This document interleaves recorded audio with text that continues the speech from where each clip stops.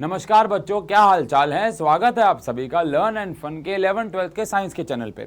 तो यार इस चैनल पे हम लोगों ने अभी हाल ही में शुरू किया है हमारा सिलेबस 12th का एग्जिस्टिंग बैच का, मतलब कि जो नया बैच चल रहा है 2022-2023 का। और वहाँ पे हम लोगों ने इलेक्ट्रिक चार्जेस एंड फील्ड के को अभी शुरू किया, एक लेक्चर लिया। और केमिस्ट्री में हमारा चल रहा है सॉल्यूशंस। अब इलेक्ट्रिक चार्जेस एंड फील्ड में आज हमारा लेक्चर नंबर 2 है। लेक्चर नंबर 1 में हम लोगों ने क्या बात की थी कि चार्ज क्या होता है, उसकी बेसिक प्रॉपर्टीज़ के बारे में बात की थी। चार्ज कितने टाइप का होता है, चार्ज क्रिएट कैसे होता है, ये सारी बातें हम लोगों ने की थी। और फिर जाते जाते हमने बात की थी इलेक्ट्रोस्टैटिक इंडक्शन के बारे में कि इलेक्ट्रोस्टैटिक इंडक्शन से क्या मतलब होता है, इलेक्ट्रोस्टैटिक इंडक्शन का मतलब क्या होता है, ये भी हम लोगों ने बात कर ली थी। अब आज का जो लेक्चर है उसमें हम लोग क्या क्या बात करने वाले हैं। सबसे पहले आज हम बात करेंगे गोल्ड लीफ इलेक्ट्रोस्कोप की। अब ये गोल्ड लीफ इलेक्ट्रोस्कोप क्या होता है, तो आप ऐसा कह सकते हो कि gold leaf electroscope a device which helps us to detect और show the presence of charge on a body। एक बॉडी पे कितना चार्ज है ये पता लगाने में हमारी गोल्ड लीफ इलेक्ट्रोस्कोप मदद करती है। कैसे मदद करती है आओ जरा समझें। ये हमारे पास एक गोल्ड लीफ इलेक्ट्रोस्कोप है, मान लेते हैं। गोल्ड लीफ इलेक्ट्रोस्कोप कैसी दिखती है, क्या होता है उसके अंदर, ये जरा समझेंगे। तो गोल्ड लीफ इलेक्ट्रोस्कोप कुछ नहीं होता, एक कांच का, मान लो ये एक कंटेनर है। एक्चुअली किसी भी इंसुलेटिंग मटेरियल का हमें यहाँ पे कंडक्टर लेना होता है। कोई भी इंसुलेटिंग मटेरियल यहाँ पे आप ले सकते हो, प्लास्टिक भी ले सकते हो, बस वो ट्रांसपेरेंट होना चाहिए। ट्रांसपेरेंट क्यों होना चाहिए, क्योंकि इसके अंदर जो भी अभी हम बनाने वाले हैं वो हमें दिखना चाहिए, तो इसीलिए वो ट्रांसपेरेंट होना बहुत ज़रूरी है। इसके बाद यहाँ पर हमारे पास एक रिसीवर लगा होता है। ये हमारे पास एक रिसीवर है जो कि मेटल का होता है, और इस रिसीवर के साथ यहाँ पे ये एक मेटल की रॉड है। ये सारे मेटल हैं, ये दोनों मेटल हैं, कॉपर ले लो मान लो। अब इन मेटल के साथ हमारे पास नीचे गोल्ड की लीफ, एक्चुअली लीव्स लगी होती हैं, एक ये होती है और एक ये होती है, दोनों आपस में चिपकी हुई सी होती हैं। वैसे तो बहुत पास पास होती हैं एक दूसरे के, लेकिन मैं बहुत ज़्यादा पास भी नहीं बनाऊंगा वरना आपको एक ही नज़र आएंगी, बट एक्चुअली में तो ये चिपकी हुई होती हैं लगभग। ये होती हैं गोल्ड की लीफ, गोल्ड लीव्स, ठीक है ना। गोल्ड इसलिए क्योंकि गोल्ड बहुत हल्का, बहुत पतली शीट्स बना सकता है, बहुत लाइट हो सकता है। अब होगा क्या, अगर मुझे मान लो ये रॉड है और मुझे पता करना है कि इस रॉड पे चार्ज है कि नहीं है, तो मैं इस रॉड पे मान लो अभी थोड़ी देर के लिए पॉजिटिव चार्ज है। अच्छा, गोल्ड लीफ इलेक्ट्रोस्कोप ये नहीं बताती कि आपके ऊपर चार्ज कौन सा है, वो बस ये बताती है कि चार्ज है कि नहीं है। ये बात ध्यान रखिएगा। मान लेते हैं इस रॉड पे पॉजिटिव चार्ज है, और जैसे मैं उसको इस रिसीवर पर टच करूंगा तो ये पॉजिटिव चार्ज ट्रांसफर हो जाएगा इस मेटल की रॉड पे, ऑब्वियस सी बात है क्योंकि मेटल है। और ये पॉजिटिव चार्ज इन दोनों गोल्ड लीव्स पे भी आ जाएगा। अब सोचो अगर नेगेटिव चार्ज होता रॉड पे तो यही काम नेगेटिव चार्ज के लिए होता है, यानी दोनों लीव्स पे हमेशा चार्ज सेम आएगा। अगर रॉड पे नेगेटिव है तो दोनों लीव्स पे चार्ज नेगेटिव आ जाएगा, अगर रॉड पे पॉजिटिव है तो दोनों लीव्स पे चार्ज पॉजिटिव आ जाएगा। अब होगा क्या, अब होगा ये कि ये दोनों के दोनों लीव्स एक दूसरे को रिपेल कर देंगी, और रिपेल करके ये लीव्स जो हैं वो यहाँ चली जाएंगी, रिपेल करके ये लीव्स यहाँ चली जाएंगी, रिपेल हो जाएंगी, ये वाली लीव यहाँ चली जाएगी, ये वाली लीव यहाँ चली जाएगी, तो रिपेल होके लीव्स एक दूसरे से दूर हो जाएंगी। और जैसे ही वो दूर होंगी ये शो हो जाएगा, ये प्रेजेंस चेक हो जाएगी कि यार इनमें तो रिपल्शन है, यानी कि यहाँ पे पॉजिटिव चार्ज था, मतलब सॉरी नॉट पॉजिटिव था, कोई भी चार्ज था। जैसे ही रॉड टच करूंगा ये लीव दूर, फिर रॉड हटाऊंगा ये पास, रॉड रखूंगा दूर। तो इसका मतलब क्या है कि ये बार बार ये शो कर रहा है कि यार चार्ज है। अच्छा, अब पॉजिटिव चार्ज है कि नेगेटिव चार्ज है ये नहीं पता लगा सकते हम गोल्ड लीफ इलेक्ट्रोस्कोप से। डन है, एक छोटा सा कंसेप्ट है, एक आध नंबर में पूछ सकते हैं। आज तक तो वैसे कुछ नहीं आया बोर्ड में इसके ऊपर, बट ठीक है, एक नॉलेज है। ठीक है ठीक है ठीक है ठीक है। आज का जो मेन टॉपिक हमारा रहेगा वो रहेगा इलेक्ट्रिक चार्ज की प्रॉपर्टीज़ के ऊपर। इलेक्ट्रिक चार्ज की 3 प्रॉपर्टीज़ हैं जो कि बहुत ज़्यादा इंपॉर्टेंट है। पहली प्रॉपर्टी है एडिटिविटी, दूसरी है क्वांटाइजेशन, तीसरी है कंजर्वेशन। क्या है ये आओ पढ़ते हैं। पहली आ रही है एडिटिविटी। एडिटिविटी क्या कहती है, बहुत सिंपल है। ये कहते हैं कि अगर एक कंटेनर में आपके पास Q1 चार्ज है, Q2 चार्ज है और Q3 चार्ज है, यहाँ बैठा हुआ है Q1, यहाँ बैठा हुआ है Q2, यहाँ बैठा हुआ है Q3 और ऐसे ही बैठे हुए बहुत सारे चार्ज। तो नेट चार्ज अगर आपको निकालना है तो आप सारे चार्जेस को सिंपली ऐड कर सकते हो, क्योंकि चार्ज एक स्केलर क्वांटिटी है, डायरेक्शन का कोई लेना देना है नहीं। तो दैट इज वाई यहाँ पे अगर आपके पास एक कंटेनर में कुछ चार्ज बैठे हुए हैं तो आप उन चार्जेस को सीधा बस ऐड कर सकते हो, कोई और तिगड़मबाजी लगाने की जरूरत नहीं है। Let us suppose for an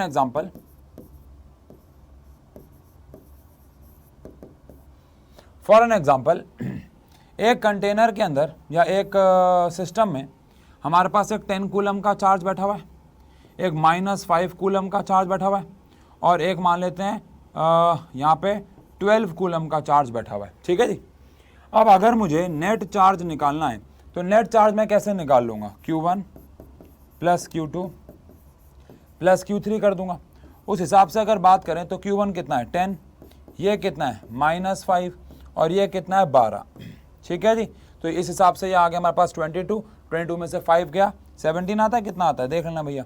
तो ये हमारे पास 17 कुल। यार अल्टीमेटली कहने का मतलब ये है कि अगर एक कंटेनर में कुछ चार्ज बैठे हुए हैं और आपको टोटल चार्ज निकालना, सबको ऐड कर दो, बहुत सिंपल है, इसको कॉम्प्लिकेट क्यों करना, है ना, सिंपल है, एडिटिविटी। तो चार्ज कौन सी प्रॉपर्टी शो करता है, एडिटिविटी की, यानी कि चार्ज जो है वो सिंपली ऐड हो जाता है। अगला क्वांटाइजेशन, सबसे इंपॉर्टेंट और एग्जाम में सबसे ज्यादा सवाल प्रॉपर्टीज में इसी के ऊपर आते हैं।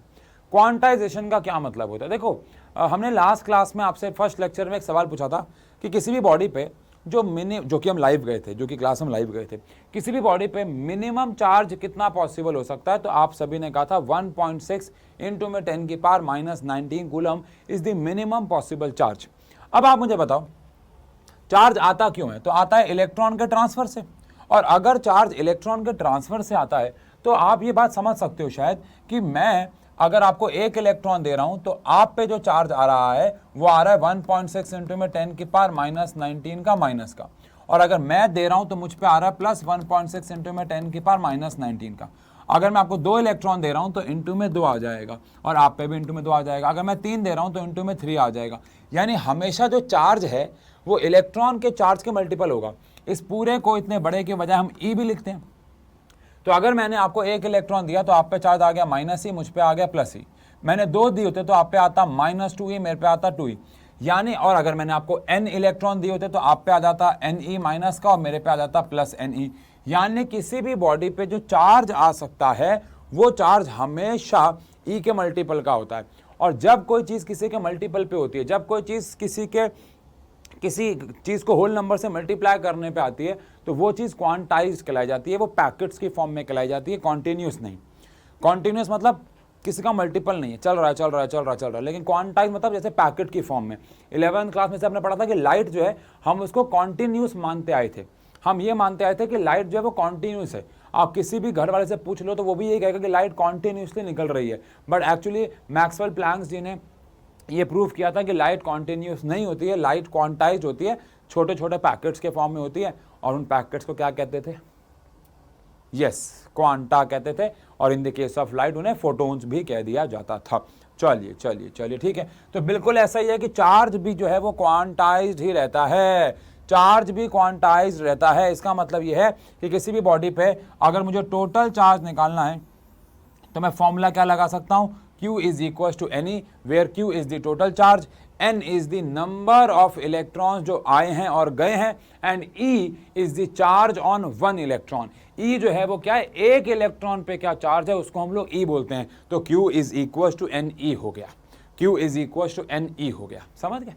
N क्या है, कितने इलेक्ट्रॉन्स आए और गए, +1 +2 -1 -2, क्योंकि आना और जाना है, आ रहे हैं तो इलेक्ट्रॉन आपके ऊपर आ रहे हैं तो माइनस में होता है, और अगर आपसे इलेक्ट्रॉन जा रहे हैं तो प्लस में होता है। ये तो बेसिक बात है। तो Q is equal to Ne, Q is net charge, N is number of electrons कितने आए गए, and E is the charge on 1 electron. ठीक है जी। तो और जो भी कोई चीज़ किसी के मल्टीपल में होती है उसे बोलते हैं वो क्वांटाइज्ड है। क्या है, क्वांटाइज्ड है। डन। अगला कंजर्वेशन ऑफ चार्ज, जिसको हम law of conservation of charge भी बोलते हैं। आप सबको पता है क्या है, charge can neither be created nor be destroyed but can be transferred from one body to another. Charge को आप कभी क्रिएट नहीं कर सकते। लास्ट लेक्चर की बात करेंगे, हमने एक रॉड को रब किया, रब करने से क्या हुआ, उसके ऊपर चार्ज आ गया, यस और नो, यस और नो। अब रब करने से अगर उसके ऊपर चार्ज आया, उसके ऊपर चार्ज किसी भी तरीके से आया हो, लेकिन वो चार्ज इलेक्ट्रॉन के देखो आप इसको समझो कि हम चार्ज क्रिएट नहीं कर रहे हैं, इलेक्ट्रॉन और प्रोटॉन आपके पास पहले से ही हैं, हमने क्रिएट नहीं किया है। दुनिया में जितना मैटर है हमने कुछ भी क्रिएट नहीं किया, आपको सबको पता है, वो पहले से ही है। अब मैटर है तो उसके अंदर के एटम्स हैं, मॉलिक्यूल्स हैं, उनके अंदर के इलेक्ट्रॉन्स हैं, प्रोटॉन्स हैं, वो फिक्स्ड हैं, बस आप उन्हें निकाल सकते हो या उनमें डाल सकते हो। लेकिन पूरे ब्रह्मांड में जितने इलेक्ट्रॉन्स थे आज भी उतने ही हैं, जितने प्रोटॉन्स थे आज भी उतने ही हैं, है ना। इसलिए चार्ज कंजर्व्ड है, बस ट्रांसफर हो सकता है।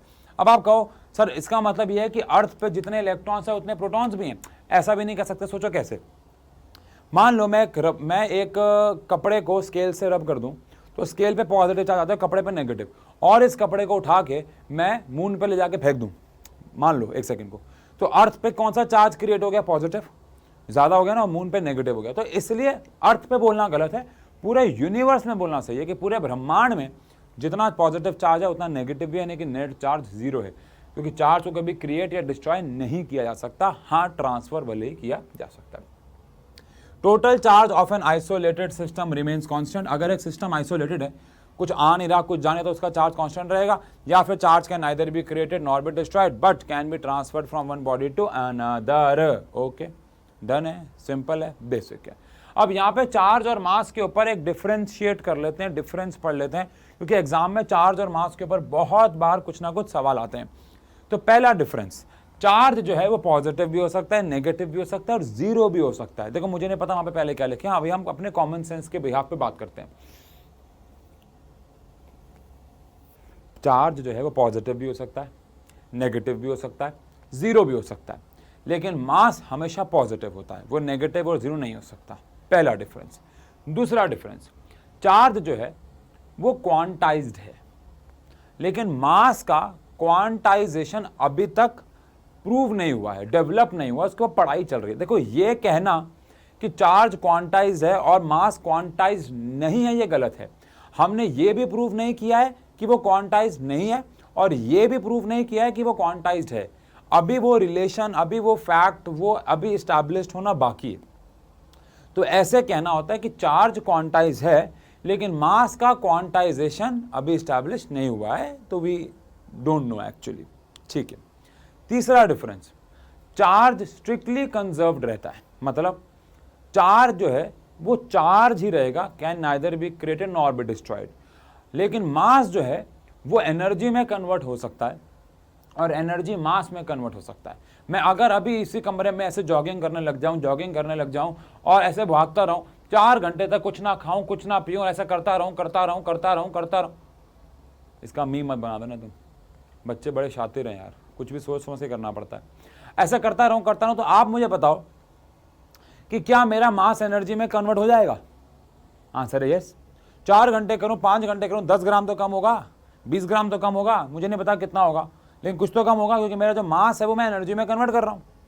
और ऐसे अगर मैं एनर्जी ठूसता रहूँ, छोले भटूरे ठूसता रहूँ, मोमोज ठूसता रहूँ, टिक्की ठूसता रहूँ, पावड़े ठूसता रहूँ, तो और मैं काम ना करूँ, तो मेरे जो खाने से एनर्जी बनेगी वो मास में कन्वर्ट हो जाएगा, फैट में कन्वर्ट हो जाएगा। तो दैट इज वाई मास जो है वो कंजर्व तो है, लेकिन वो स्ट्रिक्टली कंजर्व नहीं है, मतलब वो एनर्जी में कन्वर्ट हो सकता है, लेकिन जो चार्ज है वो स्ट्रिक्टली कंजर्व्ड है, मतलब वो हमेशा ऐसा नहीं है किसी और फॉर्म में कन्वर्ट हो जाए, वो स्ट्रिक्टली कंजर्व्ड रहता है मेरे बच्चों। डन है। आओ यहाँ पे एक पॉइंट और हमने शायद मिस करा है कोई क्या? अच्छा हाँ, एक पॉइंट और है कि चार्ज वाली बॉडी, अगर किसी बॉडी पे चार्ज है तो मास भी होना जरूरी है, बिना मास के चार्ज नहीं हो सकता। लेकिन अगर एक बॉडी पे मास है तो चार्ज हो ये जरूरी नहीं है, मतलब a charged body will always have some mass, but a body with mass may or may not have charge, यानी जरूरी नहीं है कि उसके ऊपर चार्ज हो। डन है जी। और इसके बाद बच्चों आप सब जानते होंगे शायद इस चैप्टर की सबसे, एक्चुअली इस चैप्टर की नहीं, इस पूरी पहली किताब का सबसे इंपॉर्टेंट और सबसे बेसिक टॉपिक आ रहा है कूलम्स लॉ ऑफ इलेक्ट्रोस्टैटिक्स। देखो बहुत सिंपल से बात करूंगा, अगर आपने कूलम्स लॉ नहीं पढ़ा तो आपको इसी चैप्टर का अगला हिस्सा इलेक्ट्रिक फील्ड समझ नहीं आएगा। अगर इलेक्ट्रिक फील्ड समझ नहीं आया तो इसका अगला चैप्टर इलेक्ट्रिक पोटेंशियल समझ नहीं आएगा। अगर इलेक्ट्रिक पोटेंशियल और इलेक्ट्रिक फील्ड समझ नहीं आया तो थर्ड चैप्टर करंट समझ नहीं आएगा, और करंट समझ नहीं आया तो फोर्थ चैप्टर मैग्नेटिक इफेक्ट समझ नहीं आएगा, और फोर्थ चैप्टर समझ नहीं आया तो सेवंथ चैप्टर ऐसे समझ में नहीं आएगा। इसमें से अगर मैं कुछ भी गलत कह रहा हूं तो 6 महीने बाद आप कमेंट सेक्शन पे आके गाली लिख देना। गाली मत लिखना, यूट्यूब आपके कमेंट को हटा देगा। मन करे तो लिख देना, लिख भी दोगे तो वो हट जाएगी, कुछ और बुरा भला कह देना, लेकिन आप कहोगे ही नहीं। क्योंकि बच्चों इसका मतलब ये हुआ कि कूलम्स लॉ पढ़ने के बाद हमारा बचा हुआ चैप्टर निर्भर है, और ये आगे सिर्फ इसी चैप्टर की बात नहीं है, second chapter, third chapter, fourth chapter और सेवंथ चैप्टर, कुछ हद तक फिफ्थ सिक्स्थ भी, लेकिन सेवंथ चैप्टर मेनली, और फोर्थ चैप्टर, थर्ड चैप्टर और सेकेंड चैप्टर, सारे चैप्टर्स इस लॉ से शुरुआत हो रहे हैं। मतलब अगर आप यहाँ वीक कर गए, यहाँ आपने अपना बेसिक खो दिया, तो वो सब अफेक्ट हो जाएंगे। कहने का मतलब ये। अब कूलम्स लॉ ऑफ इलेक्ट्रोस्टैटिक क्या कहता है, कहीं ना कहीं ये लॉ मिलता जुलता है, अगर आपको याद हो हमारे ग्रेविटेशनल लॉ से। चलो सबसे पहली बात, कूलम्स लॉ ऑफ इलेक्ट्रोस्टैटिक्स क्या कहता है। मुझे यहाँ पे स्पेलिंग में कुछ मिस्टेक लग रही है ना, आपको भी लग रही होगी। कूलम्स लॉ ऑफ इलेक्ट्रोस्टैटिक्स,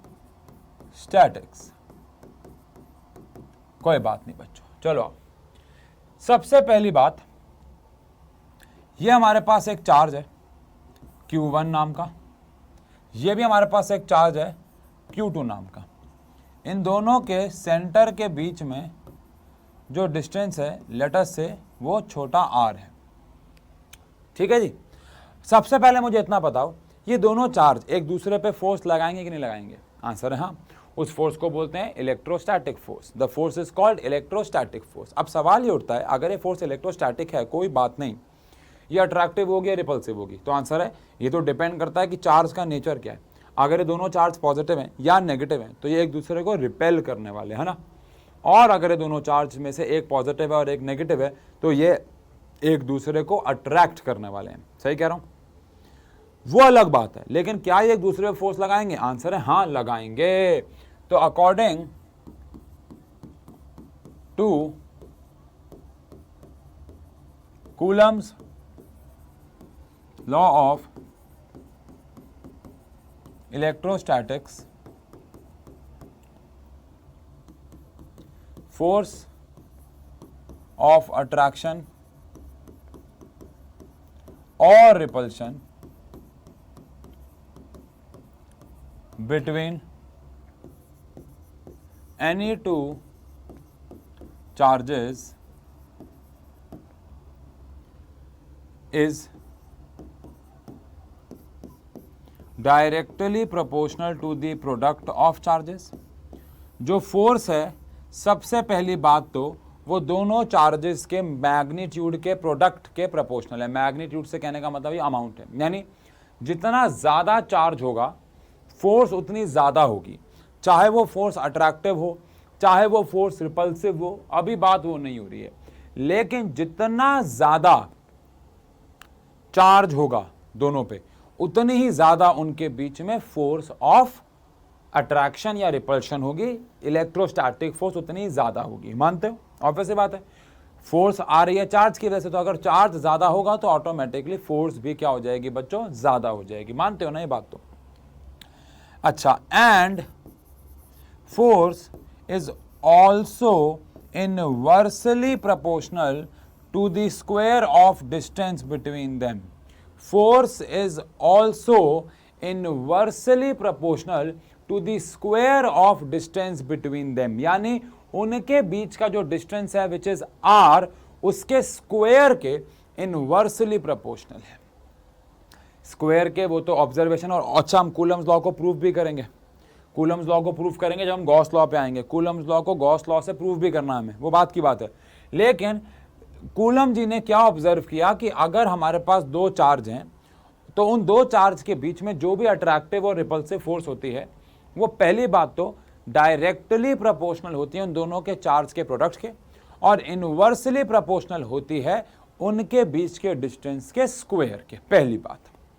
दूसरी बात, अब अगर मैं इन दोनों को कंबाइन कर दूं, कंबाइनिंग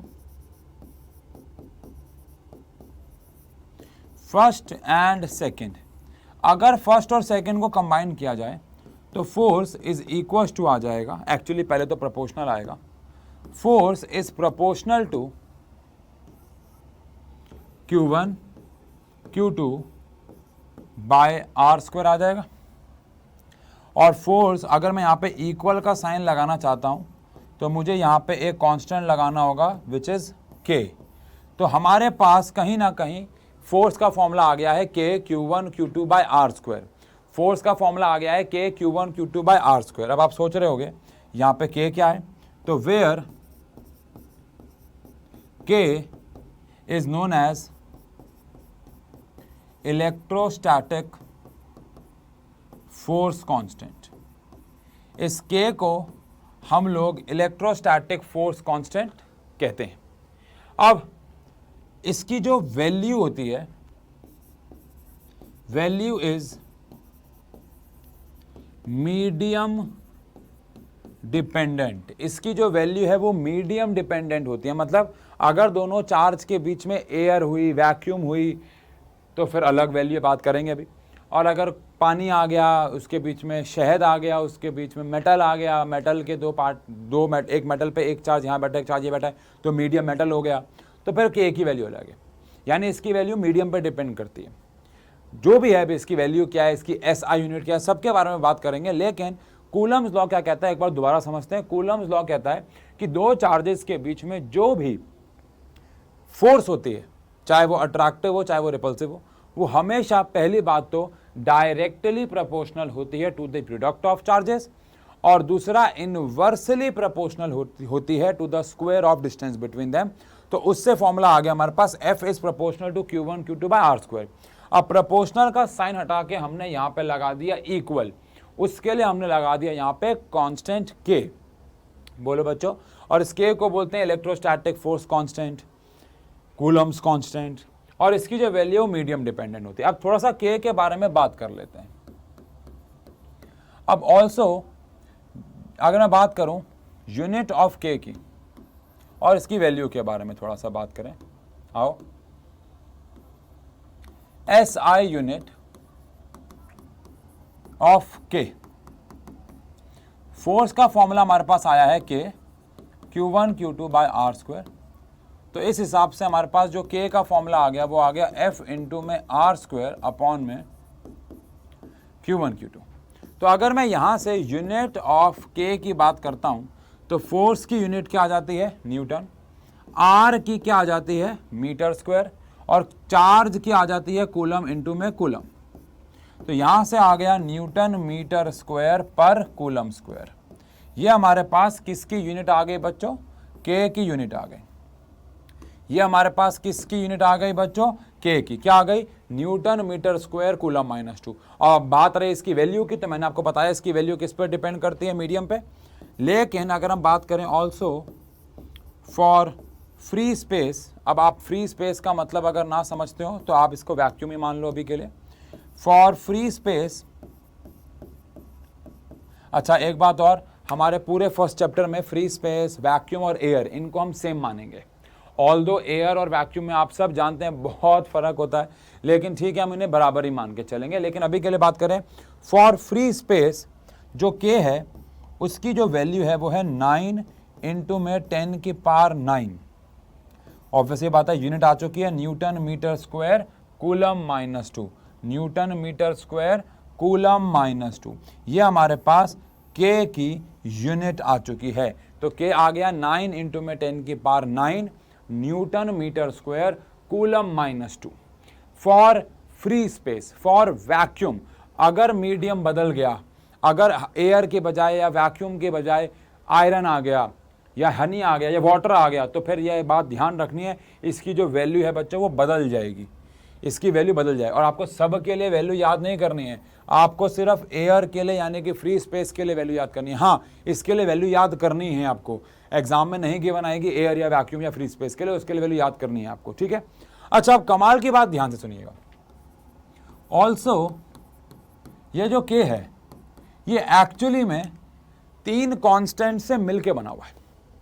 यानी वैसे तो ये एक कांस्टेंट अपने आप में है, लेकिन ये 3 कांस्टेंट से मिलके बना हुआ है। और K को अगर हम फर्दर तोड़ें तो मिलता है 1/4 पाई एप्सिलॉन नॉट। क्या मिलता है? 1/4 पाई एप्सिलॉन नॉट। अब 1 क्या है, 4 क्या है, पाई क्या है, ये तो आप जानते ही हैं। 4 4 है, पाई पाई है। लेकिन यहां पे एक और नया वर्ड आ गया है, वो आ गया एप्सिलॉन नॉट। अब यहां पे एप्सिलॉन नॉट जो होता है, फिर से अगर बात करें, इसको बोलते हैं परमिटिविटी। एक्चुअली नॉट का मतलब होता है ऑफ फ्री स्पेस। अगर मैं नॉट नहीं लगाता तो फिर इसका मतलब हो जाता परमिटिविटी किसी भी मीडियम की। नॉट यहां पे रिप्रेजेंट कर रहा है कि अभी हम फिलहाल फ्री स्पेस की बात कर रहे हैं। यानी एक्चुअली में ये जो कांस्टेंट है के, ये एक्चुअली में ये था 1/4 पाई एप्सिलॉन नॉट। हमने कहा अभी सभी कांस्टेंट है तो इसको एक नया कांस्टेंट मान लेते हैं के। बट एक्चुअली जब हम डेरिवेशन करेंगे आप समझोगे कि यहां पे के की बजाय ये आएगा और इसको हम के मानेंगे। मतलब हमने के इसको नहीं माना है, बस समझे नहीं, के इसके बराबर नहीं है, ये पूरा हमने के इक्वल मान लिया, एक के एक नया कांस्टेंट बना दिया। बट एक्चुअली में जब डेरिवेशन करेंगे तो हमें मिलेगा 1/4 पाई एप्सिलॉन नॉट। और एप्सिलॉन नॉट अगेन परमिटिविटी है, यानी कि ये फिर से नेचर ऑफ मीडियम पे इसकी जो वैल्यू है वो डिपेंड करती है। अब फ्री स्पेस, इसकी ऐसा यूनिट की बात करें, अकल लगाओ, 4 और पाई की तो यूनिट है नहीं, 4 और पाई की तो यूनिट है नहीं, तो जो के की यूनिट थी एप्सिलॉन नॉट की यूनिट उसकी उल्टी हो जाएगी, क्योंकि ये रेसिप्रोकल है। तो के की यूनिट क्या आई थी? Newton metre square coulomb minus 2, तो उसकी क्या आ जाएगी? Newton -1 metre -2 coulomb square. तो इसकी यूनिट क्या आ जाएगी? न्यूटन -1 मीटर -2 कूलम स्क्वायर आ जाएगी। यानी जो भी एप्सिलॉन नॉट की यूनिट थी, के की यूनिट थी एप्सिलॉन नॉट, एप्सिलॉन नॉट इसके सिंबल को बोलते हैं। वैसे ये क्या है? Permittivity.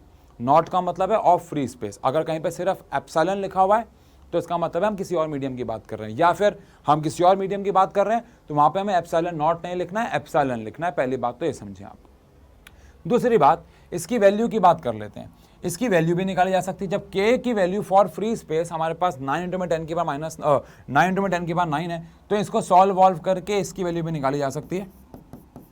Also value of epsilon naught होती है 8.85 इंटू में 10 की power -12 newton -1 metre -2 coulomb square. यानी कि अगर हमारे पास फ्री, ये ऑब्वियसली बात है, वैल्यू ऑफ एप्सिलॉन नॉट लगाया मैंने यहाँ। नॉट मतलब है यहाँ पे हम बात कर रहे हैं फ्री स्पेस की। फ्री स्पेस में के की वैल्यू होती है 9 इंटू में 10 की पावर 9। फ्री स्पेस में के की वैल्यू होती है 9 इंटू में 10 की पावर 9। तो ये वैल्यू पुट कर दो, ये पुट कर दो, ये पुट कर दो, एप्सिलॉन नॉट की वैल्यू आ जाएगी 8.85 10 की power -12 newton -1 metre -2 coulomb square. और आपको ये वैल्यू भी याद रखनी है। फ्री स्पेस के लिए आपको के की वैल्यू भी याद रखनी है और ये वैल्यू भी याद रखनी है। समझ में आया क्या? बोलो बच्चों, ठीक है। अच्छा, अब यहां पे अगर हम लोग बात करें, एक सेकेंड, हाँ, यहां पे अगर हम लोग थोड़ी सी और बात करें तो जैसे कि हमारे पास फोर्स का फॉर्मूला क्या आ चुका था? के Q1 Q2 बाय r²। तो क्या ऐसा कह दें कि अगर हमारे पास फोर्स का फॉर्मूला के Q1 Q2 बाय r² आ चुका था, तो मैं यहां पे के की जगह 1/4 पाई एप्सिलॉन नॉट लिख सकता हूं? क्या मैं के की जगह 1/4 पाई एप्सिलॉन नॉट लिख सकता हूं? और साथ में Q1 Q2 बाय r²। बोलो बोलो बोलो। तो यहां से हमारे पास फोर्स का एक और फॉर्मूला आ गया। ऐसे ही formality types 1/4 pi epsilon naught Q1 Q2 by r², 1/4 pi epsilon naught Q1 Q2 by r², ये हमारे पास फॉर्मूला आ गया। तो फॉर्मूला के Q1 Q2 बाय r² भी है और 1/4 pi epsilon naught Q1 Q2 by r² तो फॉर्मूला है ही है। समझ गए? पक्का? कोई सवाल बच्चों? नहीं? अब यहां पे थोड़ी सी बात कर लेते हैं के टर्म्स में, ठीक है जी। चलो आओ, कुछ नोट के पॉइंट आप कह सकते हो, हम बात कर लेते हैं। अगर के की वैल्यू ज्यादा हुई, अगर के की वैल्यू ज्यादा हुई तो क्या फोर्स ज्यादा होगी या कम होगी? तो आंसर है, जो फोर्स है चाहे वो अट्रैक्टिव हो चाहे वो रिपल्सिव हो, वो भी ज्यादा हो जाएगी, क्योंकि फोर्स का फॉर्मूला के Q1 Q2 बाय r² है। तो के बढ़ेगा तो फोर्स बढ़ेगी। अच्छा, अगर एप्सिलॉन की वैल्यू ज्यादा हुई,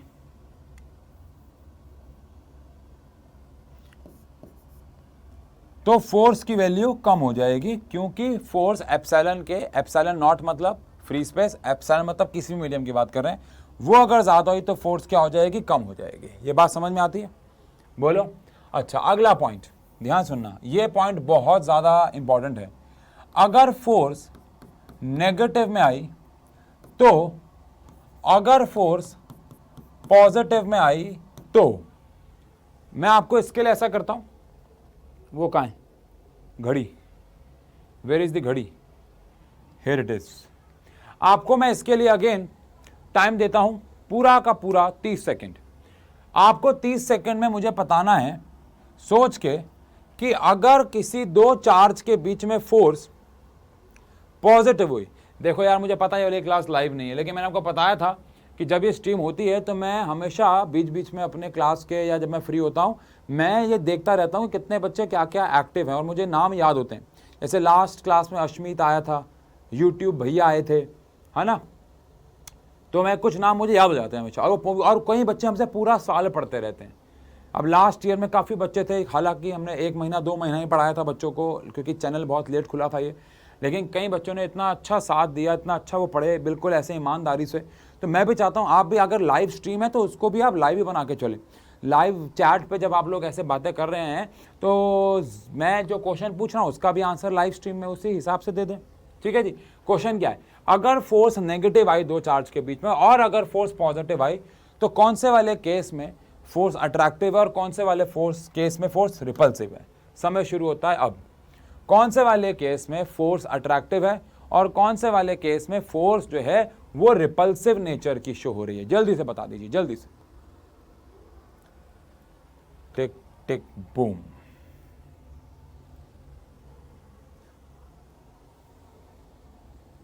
दस, 9, 8, 7, 6, 5, 4, 3, 2, 1। चलिए जी, आई होप सोच लिया होगा। तो बच्चों अगर दो चार्जेस के बीच में फोर्स नेगेटिव है तो इसका मतलब है कि फोर्स जो है वो अट्रैक्टिव है। आओ जरा समझें क्यों। और ऑब्वियसली बात है अगर फोर्स पॉजिटिव है तो इसका मतलब है फोर्स रिपल्सिव है। देखो कैसे, अगर एक चार्ज है प्लस का और एक चार्ज है प्लस का, तो उनके बीच में जो फोर्स आएगी Q1 Q2 बाय R, देखो R कभी नेगेटिव नहीं हो सकता, तो बचा Q1 और Q2, ये तो कांस्टेंट ही है। तो अगर दोनों चार्ज पॉजिटिव हैं तो उनको मल्टीप्लाई करके पॉजिटिव आएगा, है ना, और अगर दोनों चार्ज नेगेटिव हैं तो उनको भी मल्टीप्लाई करके पॉजिटिव ही आएगा। तो अगर पॉजिटिव है इसका मतलब है, अगर फोर्स पॉजिटिव है इसका दोनों चार्ज सेम नेचर के हैं, इसका मतलब वो रिपल्सिव फोर्स देंगे, बिकॉज सिमिलर चार्ज एक दूसरे को रिपेल करते हैं।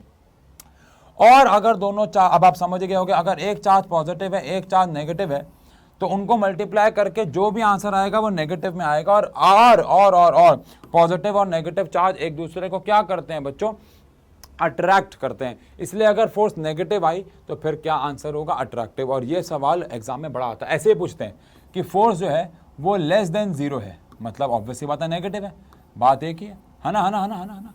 और ऐसे बोलते हैं कि फोर्स जो है वो ग्रेटर देन 0 है, बात एक ही है, बात एक ही है, तो वो रिपल्सिव हो जाएगी। समझ में आया क्या? तो इस तरीके से हमारा कूलम्स लॉ होता है। Very good. अब आज का जो लेक्चर है कूलम्स लॉ, उसमें हमने, अगर हम लोग दोबारा देखो, बेसिक बात तो हम लोगों ने समझ ली क्या है कि भाई गोल्ड लीफ, चलो ठीक है, चार्ज एडिटिविटी शो करता है कि हम सीधा ऐड कर सकते हैं, चार्ज क्वांटाइजेशन शो करता है, charge can neither be created nor be destroyed, charge conservation show करता है, मतलब क्वांटाइजेशन मतलब मल्टीपल, कंजर्वेशन मतलब can neither be created nor be destroyed, quantization मतलब Q is equal to n e. उसके फिर हमने डिटेल में पढ़ा। फिर हमने पढ़ा बच्चों की चार्ज और मास में डिफरेंस क्या, एग्जाम में इसके ऊपर 1 नंबर का सवाल अक्सर पूछ लिया जाता है। इसके बाद कूलम्स लॉ ऑफ इलेक्ट्रोस्टैटिक्स की बात करें तो ये हमारा आज का सबसे इंपॉर्टेंट टॉपिक रहा, सबसे ज्यादा इंपॉर्टेंट टॉपिक रहा कूलम्स लॉ ऑफ इलेक्ट्रोस्टैटिक्स। और इसके आगे हम अभी नहीं बढ़ सकते हैं क्योंकि ये इसके आगे का जो भी मैं टॉपिक उठाऊंगा उसमें इसका कनेक्शन है, या फिर आप ऐसा कह सकते हैं वो बड़े टॉपिक भी हैं। तो आज अपना लेक्चर इतना ही रख रहे हैं, लेकिन आपको ये बात ध्यान रखनी है कि ये वाला हिस्सा आपको अगले लेक्चर तक पढ़ के रहना है। ये वाला हिस्सा अगले लेक्चर तक पढ़ के रखना है। ये सारे कांस्टेंट्स की वैल्यू, ये फॉर्मूले, ये सारे अगली क्लास में काम आने वाले। अगली क्लास क्या, इस चैप्टर की अब हर क्लास में काम आने वाला। तो ये मेरी रिक्वेस्ट रहेगी कि इनको आप याद करके समझ के रखें, ठीक है जी। बाकी आप कह सकते हैं कि ये चैप्टर थोड़ा सा आप फिजिक्स में ना देखो क्या, केमिस्ट्री में क्या है, हम थोड़ा सा थियोरेटिकल पार्ट को थोड़ा सा चलो फिर भी थोड़ा फास्ट करा सकते हैं, लेकिन फिजिक्स हमेशा टाइम लेती है, आप सब जानते हैं। कहीं कहीं टॉपिक्स में हम बहुत ज़्यादा भावनाओं में बह जाते हैं। देखो अभी हमारा, मैंने बताया था ये शुरुआत है, तो इसलिए हम अभी थोड़ा सा स्लो चल रहे हैं। बाद में लेक्चर्स के अमाउंट भी बढ़ा दिए जाएंगे और लेक्चर की ड्यूरेशन को भी बढ़ा दिया जाएगा, ये बात भी आप समझिएगा, ठीक है जी। चलिए फिलहाल मिलते हैं अगली कक्षा में, अगले लेक्चर में। अगले लेक्चर में हम लोग क्या पढ़ने वाले हैं, सबसे पहले आते हैं कुछ न्यूमेरिकल्स कर लेंगे कूलम्स लॉ के ऊपर, ताकि उसका भी कंसेप्ट क्लियर हो। और उसके बाद हम लोग चलेंगे इलेक्ट्रिक फील्ड के बारे में, और एक छोटा टॉपिक आएगा बीच में, Coulomb's law in vector form. Coulomb's law को वेक्टर फॉर्म में भी पढ़ लेंगे, ठीक है, वो बात की बात रहेगी। चलिए फिलहाल मिलते हैं अगले लेक्चर में। Thank you so much, thank you so much, thank you so much.